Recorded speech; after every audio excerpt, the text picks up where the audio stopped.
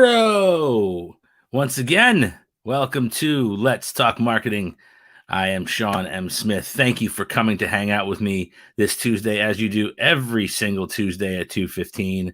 I am your host. This show is the most. I like to boast, and I ran out of bread, so I couldn't make toast. Huzzah! Yes, new microphones. So we're doing a lot of testing today. But first, I want to remind you, if you want to be involved in today's show, if you want to get comments in and have them included in the actual series of today, go to StreamYard.com/Facebook. Click the button so that StreamYard can take your information through, push it through to my database so that I can push it out live over my interface today. So this is going out over Facebook. It's going out over the goodness that is YouTube as well too today. So hopefully my YouTube audience is tuning in as well.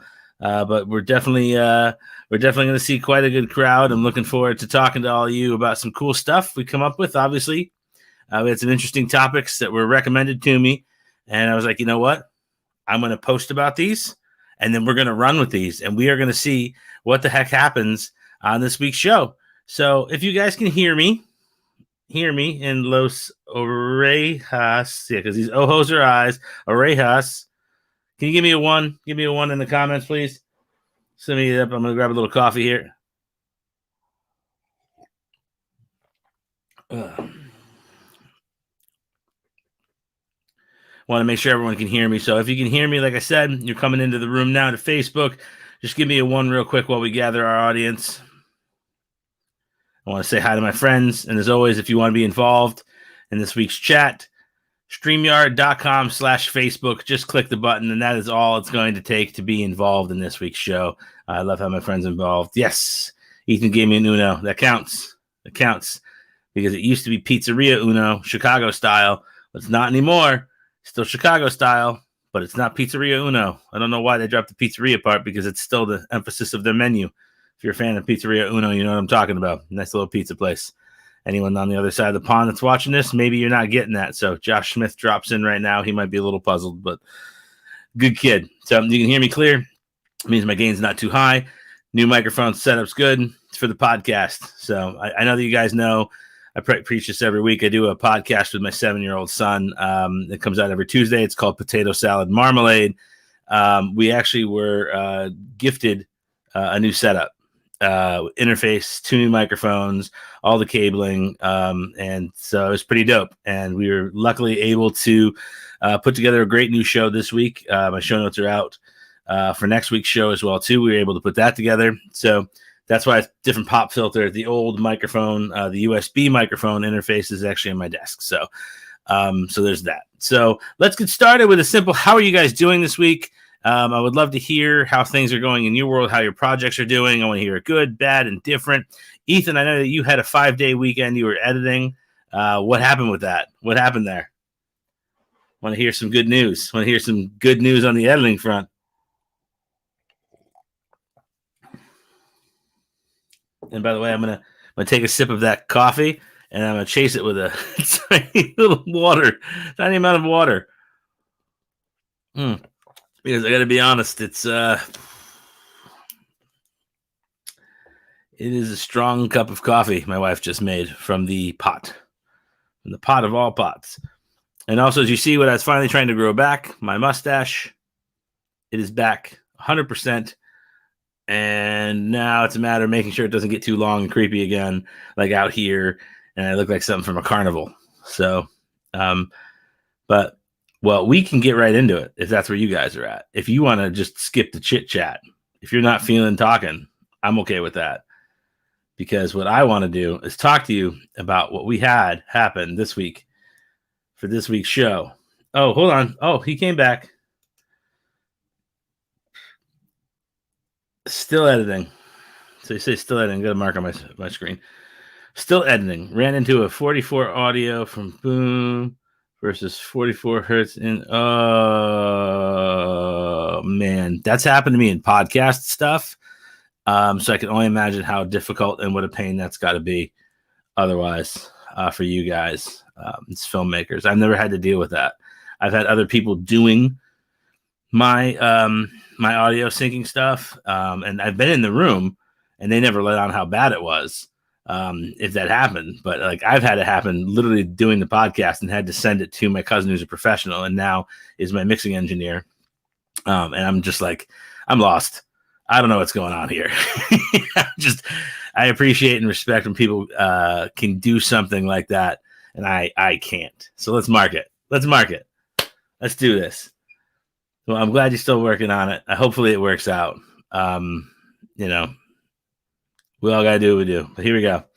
So let's talk marketing. You can see my little cursor coming in on the 7. It's a 7. I can't believe we've gotten this far, guys. 7 so far. I haven't gotten kicked off Facebook. Let's talk marketing 7. Movie mismarketing. Now, the idea here, this category, was birth of the concept of a movie being billed as something that it wasn't. I posed the question out in one of the filmmaking groups to see how everyone felt about the idea. Like, hey, what's out there that you guys think was supposed to be one thing, it was completely different and another? So as always, I offer a small smattering of results with a touch of Sean opinion, because realistically, I haven't seen everything in the history of the world. And I literally in this thread said I have not seen Tenet. Have not seen Tenet. I have it. It's on my list. I have not seen it.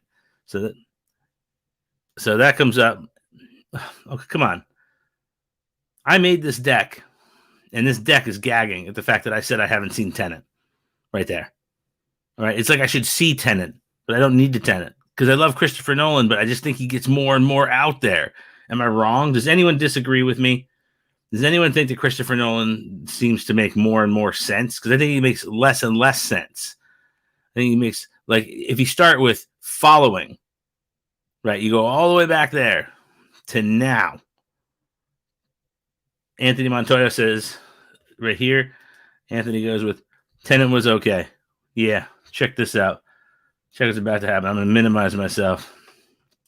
So the response I got was pretty, the 4 people had said, they were like, yeah, oh, and also, Following was brilliant because there are limitations. Working with limitations brings out ingenuity and creativity. I have a quote about that. Let me see if I can find my quote. Quote is, no, it wasn't it. That wasn't it. I had a really good Einstein quote that I no longer have. Well, anyway, The Following was brilliant. Absolutely brilliant. I own that, and I've like made my wife watch it, and it's not her type of film. I love noir to begin with, and you can put that in neo-noir, and that sits very firm there, and that's very, very brilliant film. So like he deserves where he's gotten to based on how good of a filmmaker he is, and smart he is. But man, like since then, he's done well with a lot of stuff, and we know the commercial stuff, we know the Batman stuff, and but beyond that, like I don't know, I'm not an Inception fan.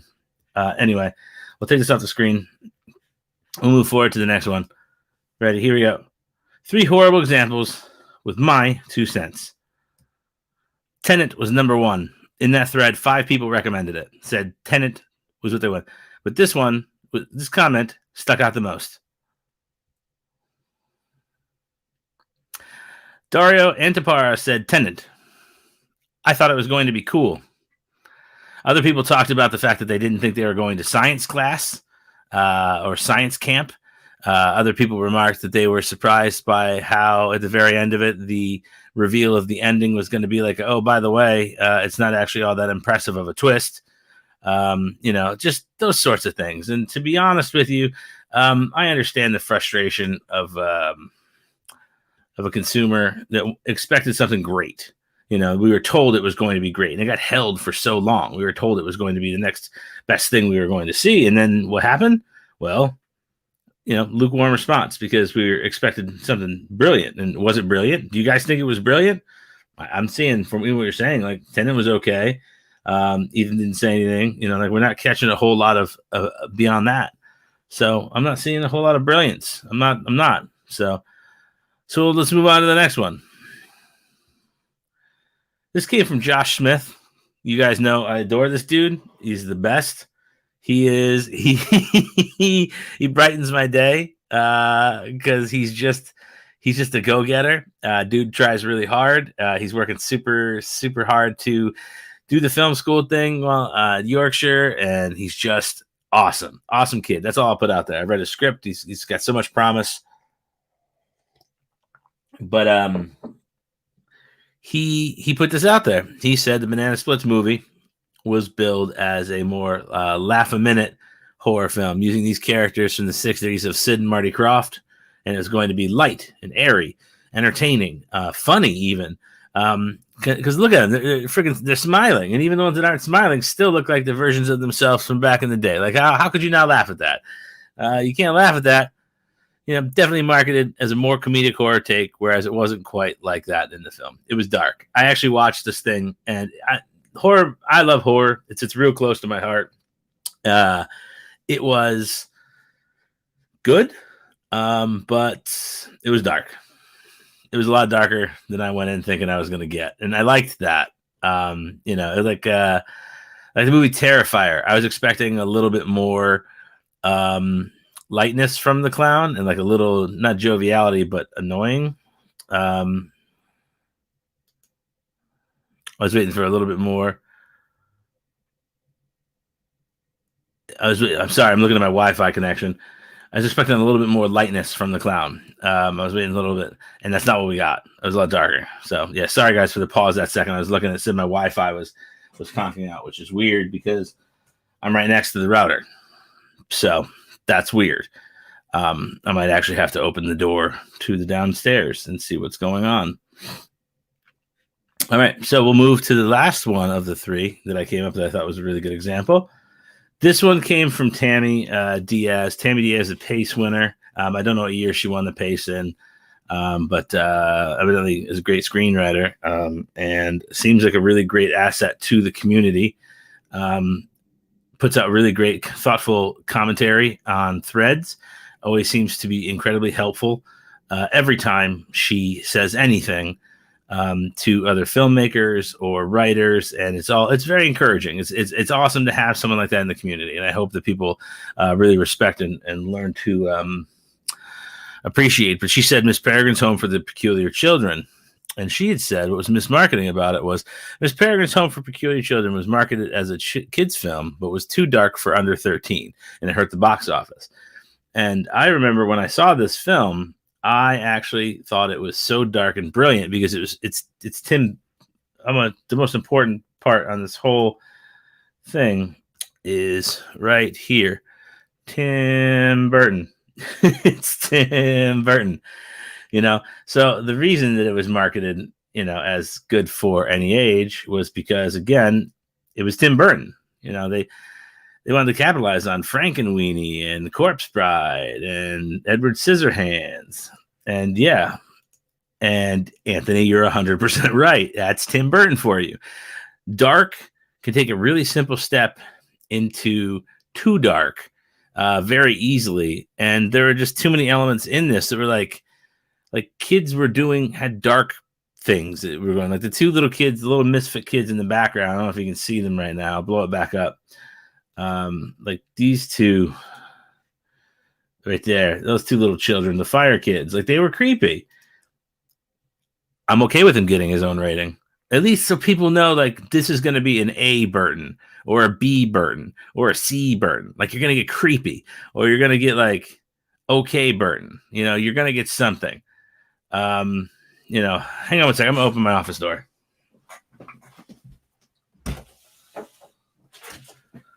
All right. Kick that door open. We'll see what happens. We'll see if it gets any better. The overall, I guess, scope of a Burton rating would have to be measured against Ms. Darkness and his previous work. And if he ever got to do his Superman film, we'll see. So we'll see if it ever happened. But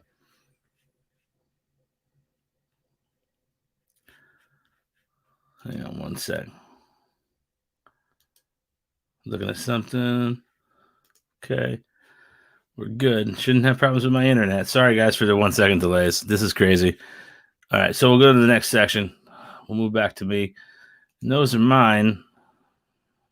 3 right there. So what do you guys think? Got any other ones you could add to the mix right now? Any thoughts? What do you got? Like a film that was mismarketed and could have been something completely different, managed in a different way? Because those are 3 pretty good ones. But I'm sure there are bigger ones that were out there as well too. Because I got one. The Second Pacific Rim actually wasn't a Pacific Rim movie. It was a Power Rangers movie with the Zords or whatever. Just happened to look like the Jaegers from the first Pacific Rim. That's literally all that movie was. It was marketed for adults, but it was a YA movie, and I think that was pretty clear if you watched it. I mean, don't get me wrong, you can enjoy it for what it's worth, but John Boyega got tricked. That's for sure. They told that guy, like, you're going to be in Pacific Rim too. And he's like, that's awesome because I really love the first one and all the cool things we did. And then the second one, all of the slow walking robots that did the slow, powerful combat with the big, slow kaiju, all of that was gone and everything could run fast. Everything. All of a sudden, everything was fast. Oh, yeah. And you can see my door knocker. It's a little, yeah, it's my door knocker. When you lift his beard, his eyes open. So he's a pretty cool guy. I don't remember his name right now. I named him so long ago. Anyway, so there's that. So, and it's got me to thinking, as I was doing all this work over the last week or so.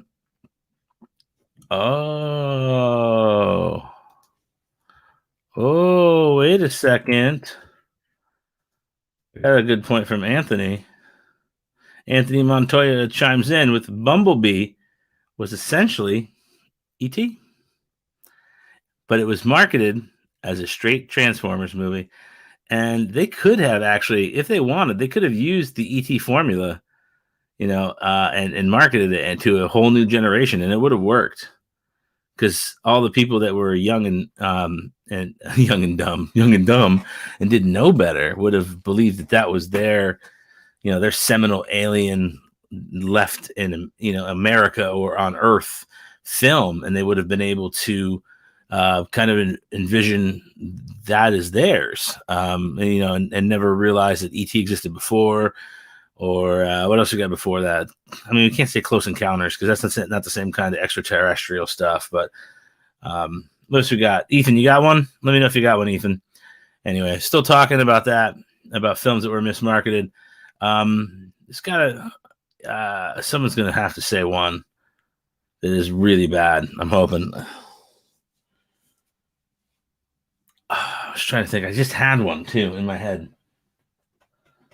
Oh well, I'll get over it. Oh, Let the Right One In, maybe not Let Me In, because Let Me In, I think they mismanaged the conversion from Sweden to the U.S. Let the Right One In was marketed in the U.S. as like a straightforward horror vampire story and ignored all of the love affair angle, like the innocent, sweet Elle as a multi-100-year-old being, protecting her from everyone. But like that part definitely got mismanaged in the marketing. Like it was a lot more. It was closer to Interview with a Vampire, I felt, with that element than anything else. But still one of my favorite films. Just saying. I could be wrong, and you can tell me I'm wrong, because to a lot of people I'm wrong with this mustache, hair, and goatee combo. Not to me though. I want to look like Colonel Sanders. Oh, God. Give me a 1 if you think I look like Colonel Sanders.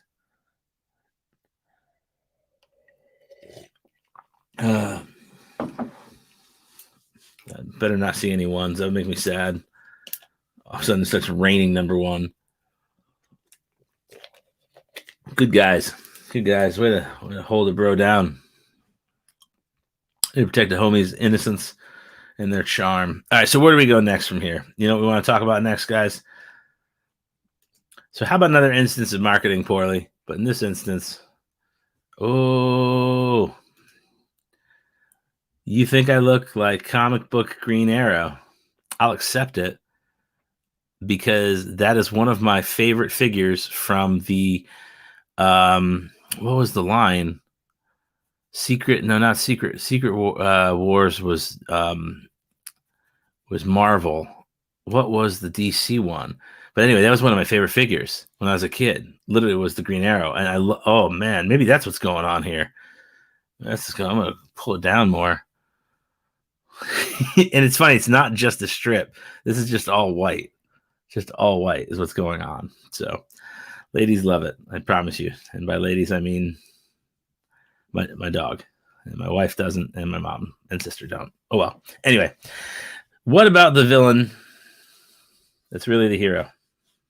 What about a villain that's secretly the hero the whole time, but does not know it or get the credit for it? What if that guy existed in the world and you just didn't know? Hey, that was them. Check them out. We should be their friend. We should take a look and be buddies. Make a little. Don't shake hands like that. That's weird. But shake hands. Make the little handshake. Hello, friend. What about that guy? So I've got a couple examples here that came from a similar thread that I was like, this is an example I like, and I want to talk about it. And guess what? One of them, right off the bat, is great. It's the Grinch. Now, the Grinch was never the villain. The Grinch was heartbroken and sad and alone and didn't know what to do because the citizens of Whoville alienated him and kicked him out of town and made him a pariah. And he finally had enough of being treated that way, being forced to watch all of the fun from the outside. And here he goes, and he is the ultimate hero. At the very end of it all, he commits terrible actions. He tears apart all of their holiday. He goes and takes all of their presents, and then he brings them back. He's like, you know what? This was stupid. I shouldn't have done this. I shouldn't have done this at all because this isn't worth it. This is not me. This is not who I am.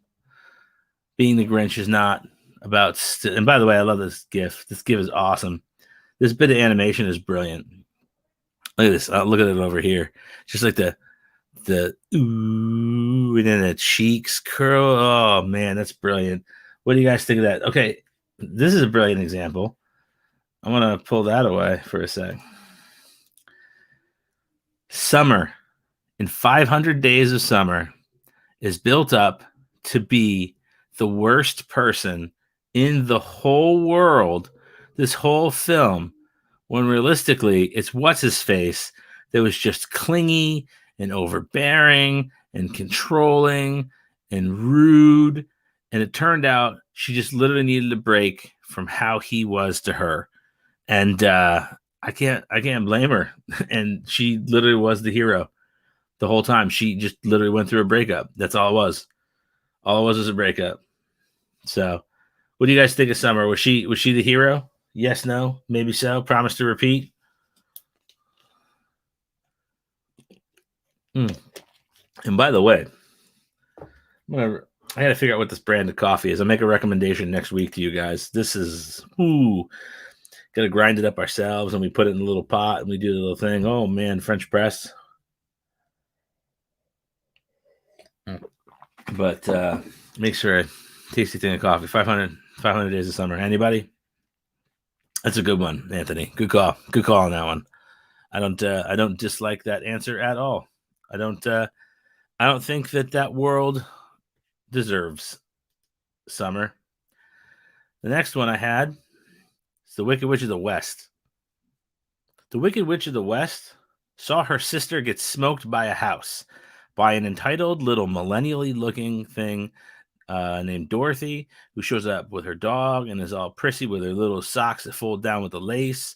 And she's all like, oh my gosh, I got to figure out where I am. Hee hee. And then she's all offensive to everyone in town, stomping on their tradition, being rude with their rules. And then she's like, oh, well, I'll get you Pretty and your little dog too. And she's like, oh, well, that's cool. I'll get all my friends and we're going to come and steal stuff from you. And we'll take it from the wizard because he's gonna know what to do. And then she throws water on her and kills her. She becomes a murderer because she disagrees with how she should be treating her homeland of Oz. Now, if you've read or seen Wicked, which Anthony just referenced here, I want to bring that up. Anthony referenced it now. If you read or seen Wicked, you actually get a feel for who Elphaba, the Green Witch, Wicked Witch of the West, really was, and her plight, because she's green. I mean, she's been vilified by this entire community because of how she looks and the fact that her magic is so strong. So they're concerned. They're like, hey, listen, she looks different. She might be strong and scary. Let's stick her in a tower and let her go do her thing way over there. Obviously, the reason in Wicked, the book, is a little bit different because of love and all the contrasting reasons there. But that being said, that's what she is. But yes, I consider her a mismarketed person. What could a PR person have done differently for her? Could have gotten out in front of this crisis. No use of red smoke. Okay, that's a clear indicator. If you're going to use smoke to disappear, use like a nice white smoke. People, that's very calming for people. They would think bath bombs.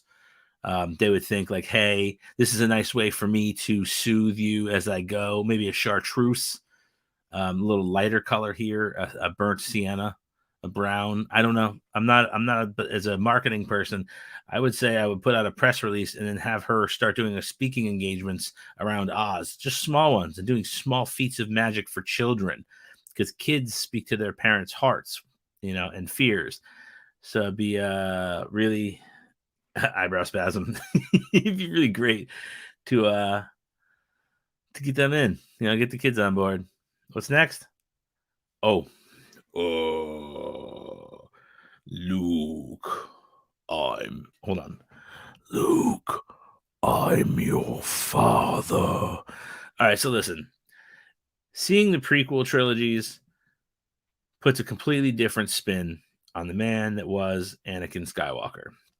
It allows you to get a feel for who the man was that became Darth Vader and the pain that made him into Vader and caused him to turn to the dark side. But was he the hero? Not in these trilogies, not as Vader. His last heroic decision when he threw, oh my gosh, he threw what's his nuts. He threw what's his face, Sidious, Palpatine. Yes, there we go. Good Lord. When he threw him, he couldn't have done a better job to redeem himself. I wish we had gotten to see more of a redeemed Vader in the later trilogy in some capacity somehow. Yeah, but really, they told his story. We got to see young Annie, littlest young Annie, and then we got to see a little bit older, and then we got to see him turn because of the grief over the loss of his wife and the thought that his two kids were gone and out, and he figured out where they are and took it to an extreme. He tried to unite the galaxy on the dark side. I mean, I don't know if he realized dark was as evil as it was. He was under control, but yeah, that's where he is. And that's the man right there. I'm your father. All fathers are evil. I don't care what anyone says, except me. I'm a good one. Lastly, I think this is last. Frankenstein's monster. This man was not born of his own devices. He was not made by man or by woman, man and woman. He was not created in a way that allowed him to come from love. He came from chaos. He came from a butchering of other souls and creation, and was made for carnage. He was made to be a monster. He's Frankenstein's monster. And yet through the whole story, look at him. He's pained. He can't believe that the brain he has is inside this grotesque form, that we can't help but look and sympathize with how he is, because this is his state. This is the state he's in. When he accidentally, spoiler, I mean, it's been almost 100 years, guys. So when he accidentally throws the girl into the water, a lot of it also has to do with, one, his brain isn't functioning correctly because he's been dead a while. But second, the motor function, he's a monster, not in the traditional sense, but in the whole sense that he just couldn't get it together. I mean, he doesn't mean to be. This is not who he is and who he wants to be. So even at the ultimate of he's a piece of man, of meat and of sinew and grossness, he still aspires for more and for greater. And for that reason, we kind of honor him. And like, I'm not wearing Frankenstein today. I'm wearing Fan of the Opera Lon Chaney shirt from Future Monsters, which, by the way, if you guys are looking for cool shirts, check out my friends at Future Monsters, futuremonsters.com. Get a discount code of I don't have one. I was just kidding. Check out Future Monsters anyway. Weren't expecting that plug. I just want to plug the shirt because I really like it. But yeah, we'll go back, and just in case I have, yeah. So that's pretty good. I want to hear what you guys think. Do you have any? Oh, here we go. And then Anthony Montoya throws up, agreed, Dr. Frankenstein was a real monster, not the monster himself. The monster was kind. It wasn't his fault how he acted, how he was treated was not his fault. That was a consequence of how he looked and how he made one decision, unfortunately, that ended up, causing a lot of ridicule. Not ridicule, awful, not being chased and enhanced treatment of evil. But yeah, in case you're wondering what the mug says. So mug I won from Call of Duty years ago for a game I don't play. You can win anything on Twitter if you try. I just want you to know you should try. So, we're having a good week, right? We're having a good time. And I'm just saying, listen, we didn't address something I put up on my personal page. I, every week, like to treat my personal page like a repository of cool marketing information, both conversations and then also materials that go up. And we react together and have a talk. And those are fun things to do. Well, I think this week's was pretty good because this week's was for the Super Bowl. So even though we're a week removed, can we just say this now? We're going to say it. If Tom Brady is the greatest of all time, and I'm not saying that I like this fact. I'm a Miami Dolphins fan, all right? So for me to have to say this about a former New England Patriot or to have to say this about a person that has been now on the Tampa Bay Buccaneers, which is another team that I'm not in love with, I don't hate them. I have friends that live there. My mom and family live there. But let's think about it a little bit. If he was a director, what director do we think Tom Brady would be? So I threw out 3 quick ones that I thought of. I thought of Scorsese, I thought of Hitchcock, I thought of Kubrick. Those are 3 that I thought. Just, why. I can give reasons behind why. I think Scorsese's got a varied body of work. It's very flashy, but also gritty. Tom's got gritty performances in Super Bowl games and also other games that have won. Hitchcock's got also some great time-honored pieces that are very like clockwork.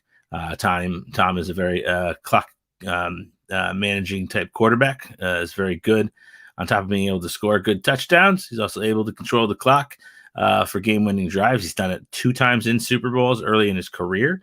And then Kubrick, he's also done some crazy stuff like the big 28-3 comeback win against the Falcons. So that's all I had. So I actually had asked this in my page and was like, I want to hear some stuff from my friends. So if you're a friend of mine, if you come in through the page, this kind of stuff's routinely going to happen. We are going to check some stuff out. So I went too far. Josh Smith said, Tarantino. To be honest, I cannot only choose one directly, but many have done so much for cinema. My favorite is Tarantino, but any of the options are viable. And I wish Josh was here to defend himself now because I'm going to say Tarantino. So I don't love Tom Brady, but I'm going to accept him as the greatest ever because of winning. Just winning, just straight winning. Doesn't matter where he goes or what year or what his team looks like, or like they're like, oh, they're going to have an off year and then he wins, or they're going to cheat and then he wins, or they don't need to cheat and then he wins. Like he just wins. That's what he does. But Tarantino is consistently crazy and he bounces genre to genre. So maybe that's a good comparison. Actually, you know what, Josh? High five. Got to slide over to do that because I don't want to go across my face because that looks weird. Right, like a little high five that way. All right, we'll go to the next one. Rob Marley says John Waters. Now, when he wrote this, I don't know if you guys know this. I'm outside Baltimore area where John Waters is from. John Waters obviously is obsessed with divine. I asked, like, okay, listen, this is an interesting choice. This is my most interesting choice on anything I've ever had anyone put out. Can I ask you why? Might I ask you why, sir? Is there a reason that you would feel that John Waters, and he literally said, I have the distinct feeling he would be obsessed with divine. And if you think about it, you know, the preppy, blue collar, cleaned up, cute, sweet boy. I don't know. Maybe he would be into divine. I can't say. Not my pick, though. Anthony Montoya, I'm going to pull you up again and hear we say this. Super Bowls do not make the quarterback. If you were starting a franchise, would you rather want Trent Dilfer or Dan Marino? Listen, I'm a Miami Dolphins fan. I just said that. I would take Dan Marino over any quarterback in the history of the game. Dan Marino.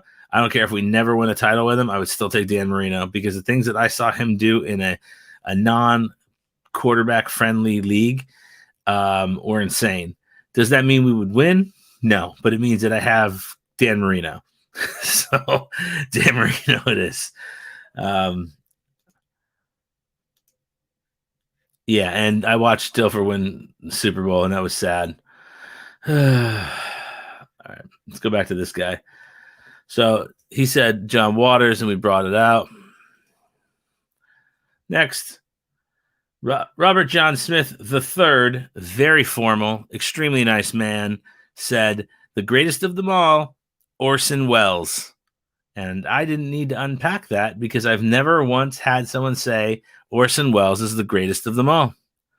But I was impressed. I thought that is a brilliant point. I think that Robert here deserves all of the plaudits for what he's saying. He took a stance. He took a big stance.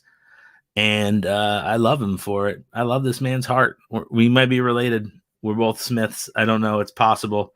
I might reach out to him and be like, are we related? If we are, I need $1,100 because I want to buy a snowboard. Truth is, I don't want a snowboard at all. All right, next. Paul Barnes went hard to the hole with the opinion I needed to see. Tom Brady cheats hashtag. Needed to hashtag this on my page. So why tarnish the name of any director by associating them with a well-known cheater or with a known cheater? I want to be clear. I don't doubt that Tom Brady did all of what he's accused of, from Deflategate to the taping stuff that they did. But when it comes down to it, just because we haven't heard of it before now does not mean that it did not happen for all the decades and decades before this. If they told me right now that Dan Marino used to like cut circles into the ends of footballs for, I don't know, 10 years of his career so that they'd go faster, I wouldn't be surprised because people cheat in sports to get ahead.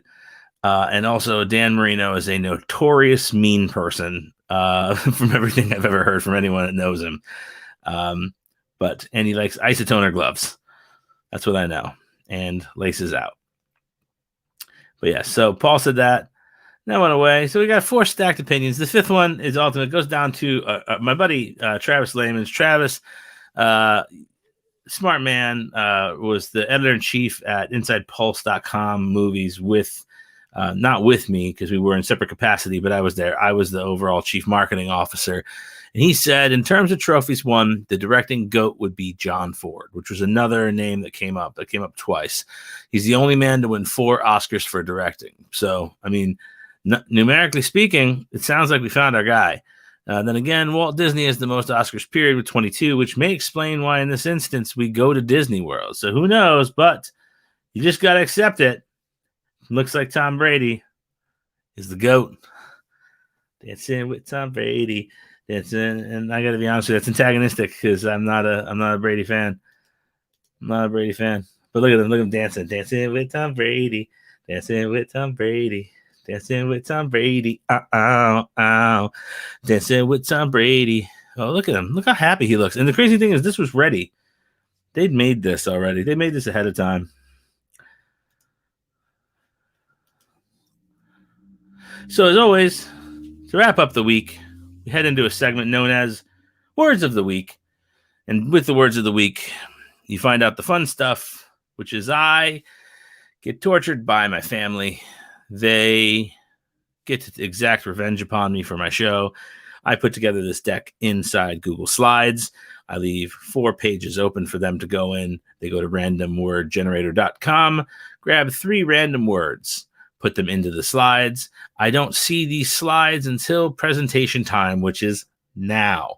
My goal with these 3 words is to tie them back into film marketing, or my career. I have to give a definition, long, short, or otherwise. Oh, geez, coffee. And also my hair. You guys should stop me from doing these things. Holy cow. Either way, at this moment, I'm going to look at them for the first time. And I'm going to tell you if I'm scared of them. All right, here we go. Words of the week. At home, drawing pictures of mountaintops. Oh, it's 4 slides because she gets to put random quotes on the front. All right, here we go. First one.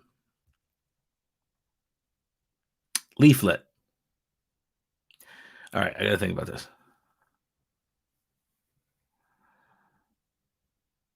All right, a leaflet is normally a piece of marketing paraphernalia or that you hand out to someone like on the street or to take off your counter at your doctor's office for them to get a feel for this.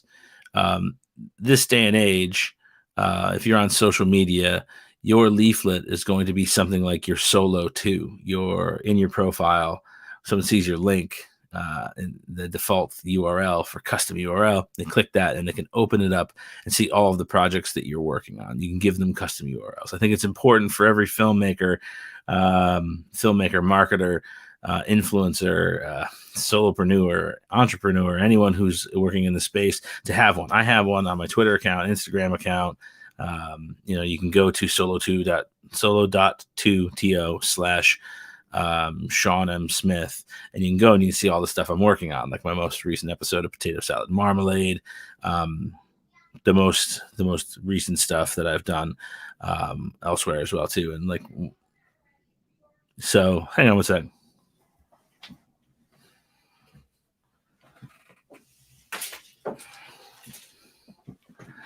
Son got in trouble.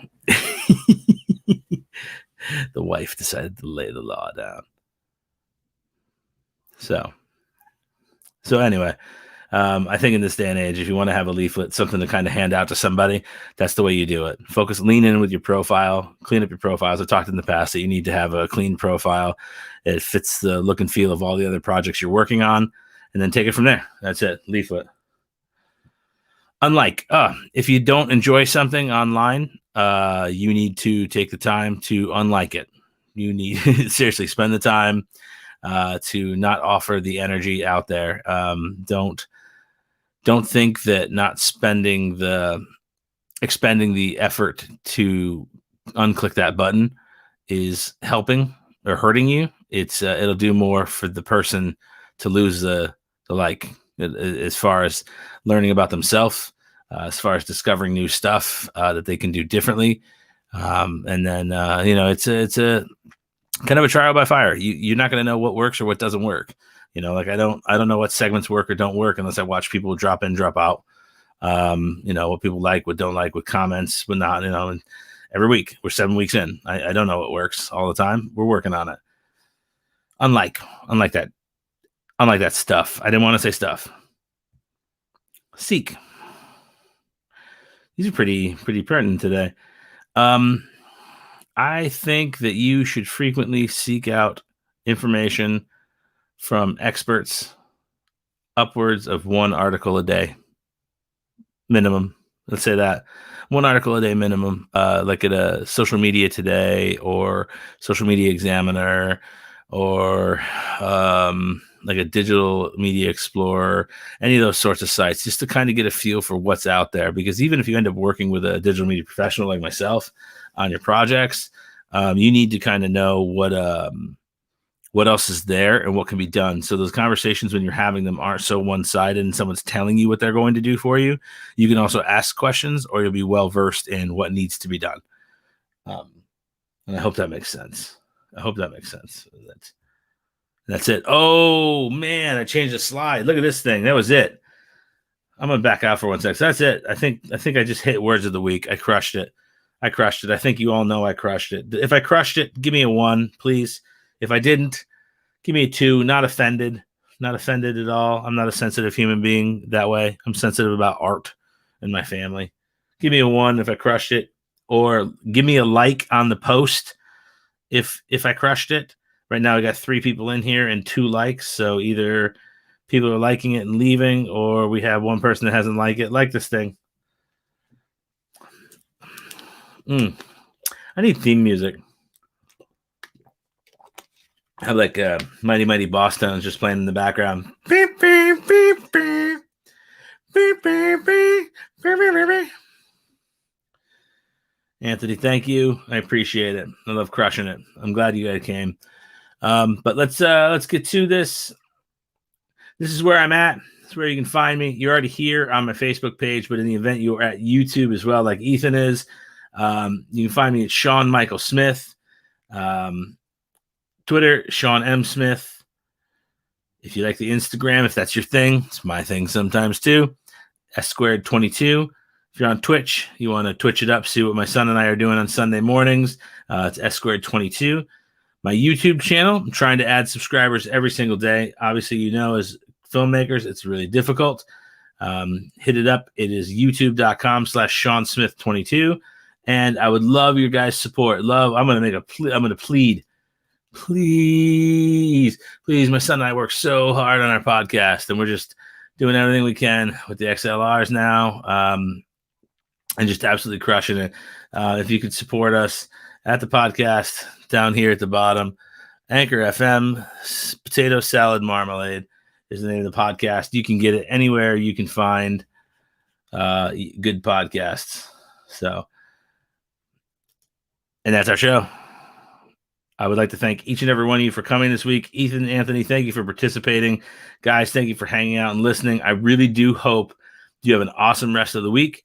There'll be another Stuff I Think and Shouldn't Say up on my YouTube channel by the end of this week, so please check that out when it's live. I do appreciate all of the love and support you guys shower my way. You're awesome.